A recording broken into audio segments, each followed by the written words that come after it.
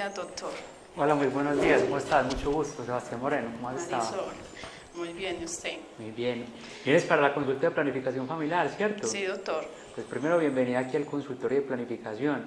Veo que debes tener muchas preguntas en el momento. ¿Me quisieras hacer alguna antes de empezar toda la examinación? Sí, doctor.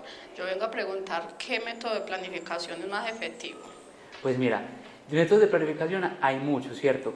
Uno los puede clasificar dependiendo, como dijiste, a la eficacia que pueden tener. Hay unos que se verifican de mucha eficacia, mediana eficacia y poca eficacia.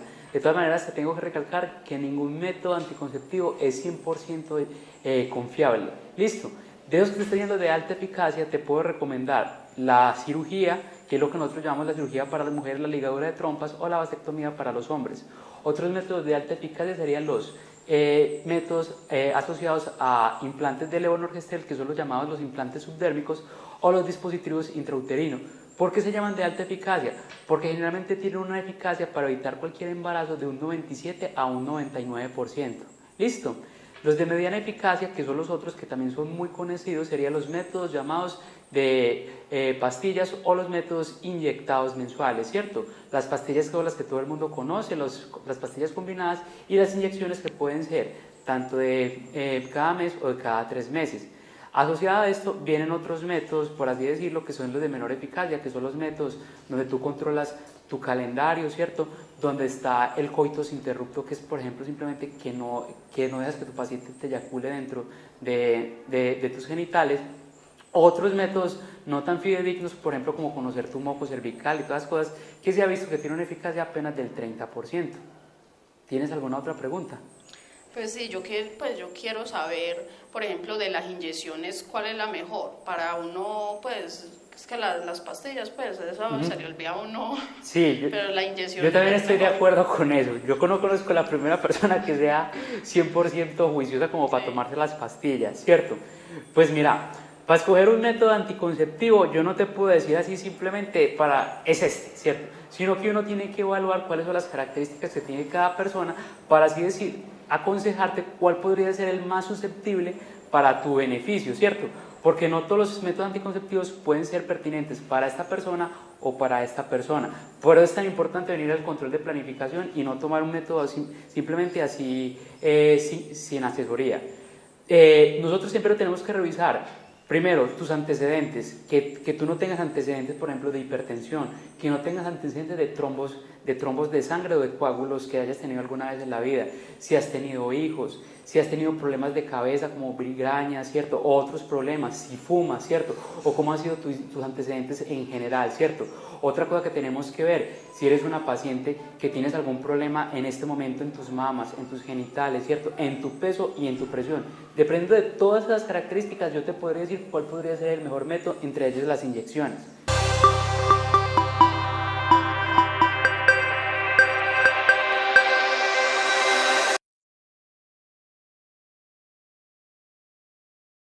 Método del ritmo. Se fundamenta en el conocimiento de los ciclos menstruales pasados con el fin de predecir la época fértil de la mujer y evitar las relaciones sexuales durante este intervalo de tiempo. Es importante reconocer que por lo menos se deben de tener 6 ciclos menstruales anteriores. Se calcula restando 18 días al ciclo más corto para obtener el primer día fértil y restar 11 días al ciclo más largo para obtener el último día fértil. Es importante aclarar que estos métodos no son para nada seguros porque se basan en el conocimiento que tiene la mujer sobre sus ciclos menstruales que deben ser regulares. Este método es muy inexacto en mujeres con ciclos irregulares. Método de amenorrea de la lactancia. Cuando una madre se encuentra en lactancia exclusiva y permanece en amenorrea, quiero aclarar que no tiene el periodo durante ese tiempo, el amamantamiento proporciona una protección contra el embarazo mayor del 98% en los primeros 6 meses después del parto. Es un método efectivo e inocuo que tiene la ventaja adicional de promover mejores hábitos de lactancia materna con grandes beneficios tanto para la madre como para el bebé.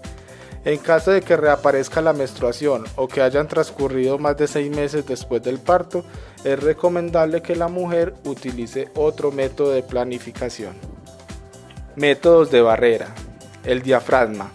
Es un dispositivo de caucho rodeado por un anillo flexible que se coloca en la parte superior de la vagina, recubriendo el cuello del útero e impidiendo que los espermatozoides puedan entrar en contacto con los óvulos. Se utiliza combinando con jaleas espermicidas para aumentar su eficacia. No es un método que está disponible en nuestro medio y en nuestros servicios de salud. El condón es una funda muy fina de látex y poliuretano que se coloca en el pene erecto antes del contacto sexual. Su eficacia se puede reforzar con espermicidas. Al colocarlo es necesario dejar un espacio entre el pene y la punta del condón para que allí pueda depositarse el semen.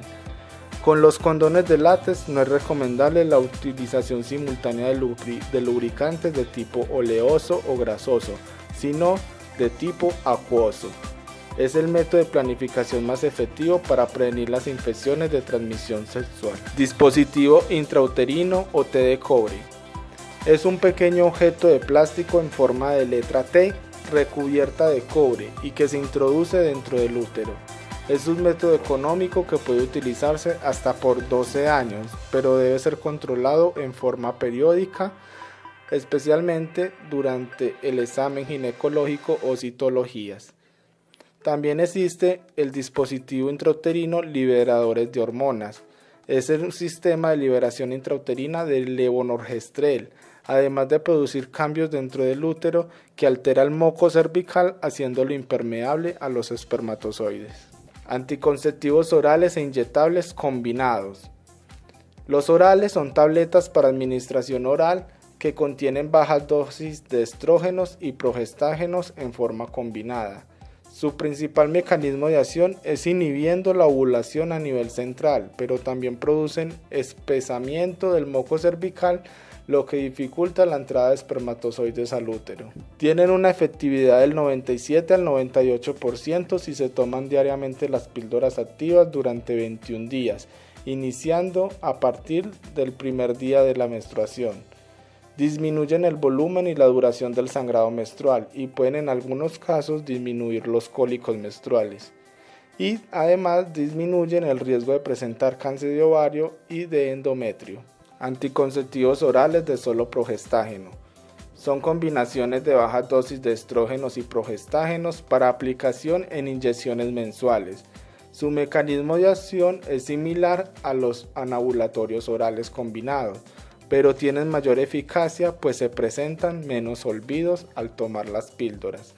Se deben aplicar el primer día de la menstruación y recordar que puede haber sangrado en los siguientes 2 o 3 semanas, pero la segunda inyección debe colocarse mes calendario.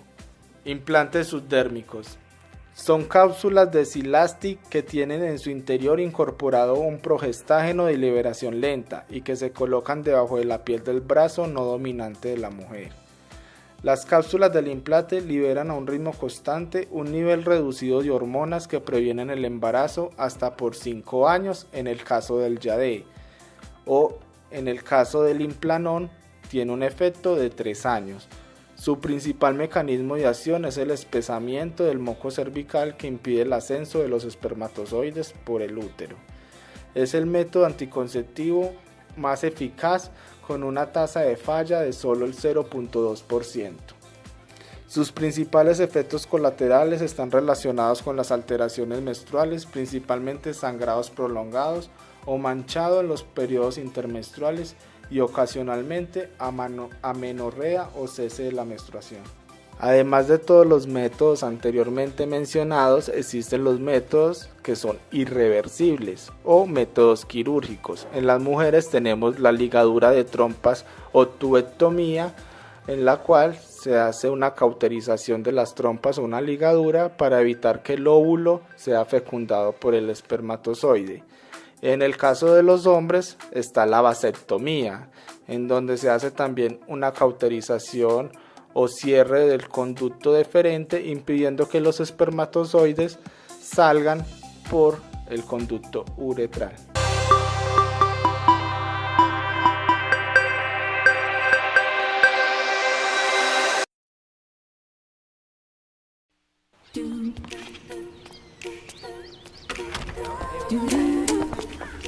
¡Hey! Oigan,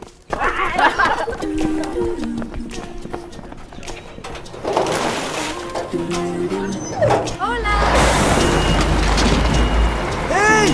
¡Ay, no! ¡No! Sí.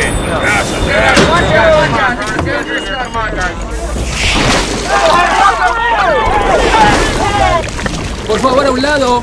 Estamos tirando aguas negras. Espero que sus zapatos no sean nuevos.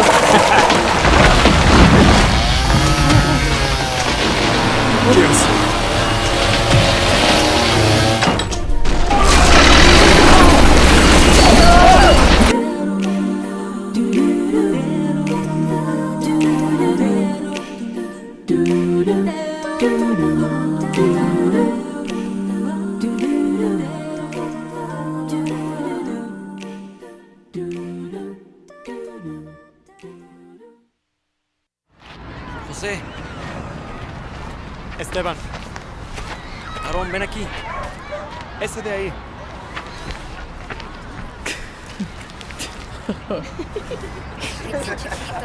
Tú, ven acá.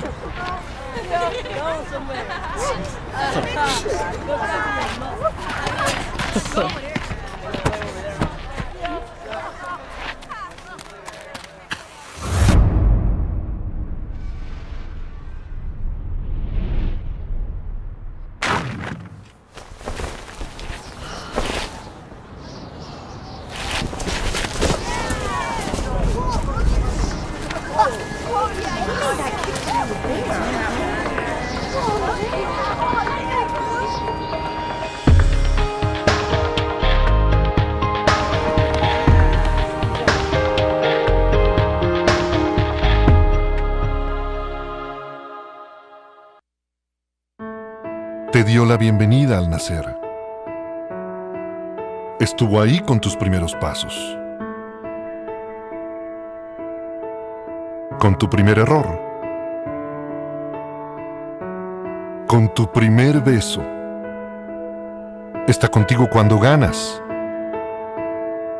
Cuando pierdes. Cuando te vuelves a levantar. En cada momento la puedes sentir.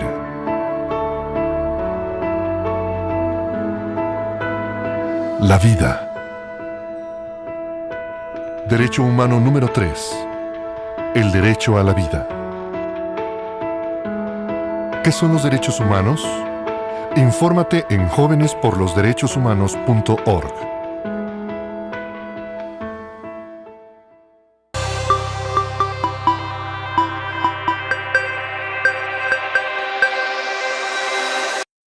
Doctor, y una preguntita, y por ejemplo, si uno está tomando pastas y llega pues el día que se le olvidó tomar la pastica, ¿qué pasa ahí?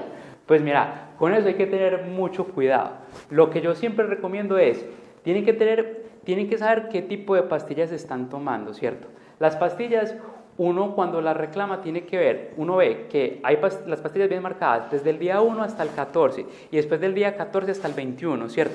Si a ti se te olvida una pastilla los primeros 14 días, te tienes que tomar al día siguiente 2 pastillas, o sea, la del día anterior y la de ese día. Y asociado también, por ejemplo, si vomitaste, al día siguiente te tienes que volver a tomar la pastilla de ayer que vomitaste más la pastilla del día de hoy, ¿cierto? Eso durante los primeros 14 días.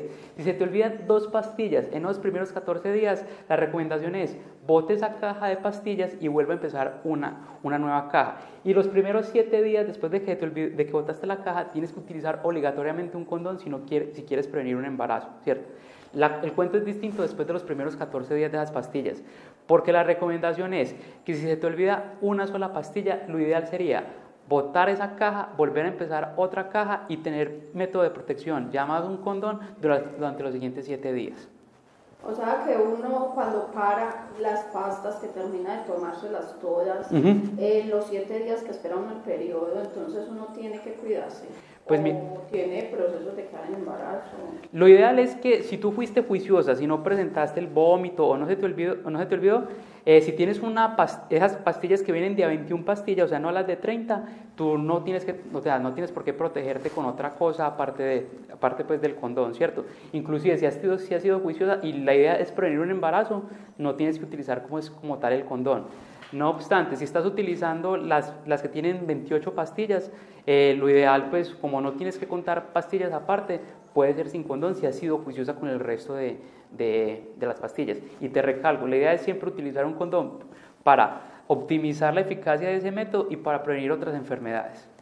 Doctor, muchas gracias. Y la inyección es así, uno tiene que ponérsela al día exacto que si uno se atrasa un día o dos o Mira, máximo 3 días, ¿qué pasa ahí? Eso es una pregunta frecuente, ¿cierto? Lo ideal es, o sea, como para que ustedes siempre estén pilas, como de que nunca se me vaya a pasar, lo ideal es ponérselo el mismo día siempre, ya por ejemplo un 20, un 25 de cada mes se ponen. ¿Cuál es la cosa? De que, por ejemplo, puede ser que o tuvieron algún problema, no pudieron conseguir la inyección, o por ejemplo cayó un fin de semana y no consiguieron a quien le pusiera la inyección. Lo ideal es tener un margen de ponérsela. Por ejemplo, si es un 20, 2 días antes o 2 días después, entonces sería ponérsela el 18 o el 22, ¿cierto?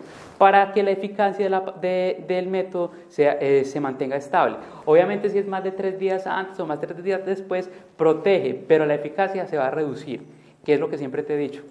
Lo importante es optimizar la eficacia con la adherencia. Lo ideal, la recomendación que yo te diría, siempre tratar de que sea el mismo día. Si no es posible, o 2 días antes o 2 días después de lo estipulado. Me quedó muy bien, muy claro y bueno, pues, a la final, a mí pues, para mí es mejor la inyección porque al menos uno no tiene que estarse preocupando todos los días de estar tomando una pasta que se le va a olvidar o... Exactamente, pues mira que con lo que te expliqué, las pastillas tienen muchas precauciones, ¿cierto? Inclusive, pues, hay métodos que pues podrían aumentar inclusive mucho más la adherencia. Por ejemplo, los implantes subdérmicos, dependiendo del tipo de implante que tengas, puede durar 3 años a 5 años adentro sin tener que volver a preocupar por el método, ¿cierto? O hay dispositivos intrauterinos que pueden durar desde los 5 años hasta los 10 años, ¿cierto? O las cirugías que, por ejemplo, que uno podría decir que son métodos irreversibles. Doctor, y otra pregunta. ¿La inyección le puede a uno descontrolar el periodo? Mira, esa es una muy buena pregunta y yo creo que abarca para todos los métodos anticonceptivos, hablando como de los principales efectos adversos de los métodos. Para decirte la verdad, te lo podría descontrolar como te lo podría controlar. Lo que pasa es, hay que tener un poquito de paciencia porque cada paciente responde de manera distinta a los métodos anticonceptivos. Hay pacientes que, por ejemplo, con estos métodos de las inyecciones o con las pastillas o en otros pueden dejar de sangrar completamente. Hay personas que, por ejemplo, antes les viene más el sangrado, les viene más seguido, ¿cierto? Eso es una cosa que es impredecible. Pero por eso, esa es la importancia de asistir aquí a los controles de planificación familiar y no es solamente venir al ingreso aquí con el médico, sino de seguir los controles con enfermería cada 3 meses para ir reportando qué eventos adversos estás presentando con estos métodos, porque finalmente la que decide finalmente cuál método adoptar, ¿cierto? Y si estás cómoda con él, independiente de que sea el adecuado o no, eres tú la que decide libremente cuál. Nosotros aquí simplemente estamos haciendo una consejería y una asesoría a base de nuestros conocimientos científicos de decirte cuál sería el más recomendado. Hay otros eventos adversos, por ejemplo, que muchas tienen, que por ejemplo los implantes engordan, las inyecciones antes adelgazan, todos esos, por así decirlo, son mitos y vuelvo al mismo punto, es una estrategia de probabilidad. Hay pacientes que pueden engordar, hay otros que pueden adelgazar, independiente del método, es una cosa que es impredecible. No obstante, en cuanto a eso del peso, me gustaría recalcarte que por lo que nosotros tenemos por conocimiento científico, un método anticonceptivo puede aumentar o disminuir de peso máximo en promedio 3 kilos. Lo que aumentes o disminuye después de esos 3 kilos, hay que buscar otras causas. Llámese, por ejemplo, de que estás teniendo una vida poco saludable, sedentaria, una alimentación poco adecuada, que no estás haciendo ejercicio o de que tengas otra patología asociada. ¿Listo? Entonces uno no tiene que preocuparse si uno se le queda el periodo sin venir 1 o 2 meses. Exactamente, si estás siendo adherente con el método anticonceptivo, llámese las pastillas o los otros, ¿cierto? Es normal que durante los primeros 6 a 9 meses que empieces un método anticonceptivo te deje de venir o empieces a sangrar mucho más. No obstante, si tú te sientes incómoda con esta situación, podemos buscar otro método distinto al que estamos utilizando. Pero la respuesta es, si te preocupa, nunca dejes de consultar. Bueno, doctor, muchas gracias. Listo, mucho gusto. Hasta luego. Estés muy bien. Gracias.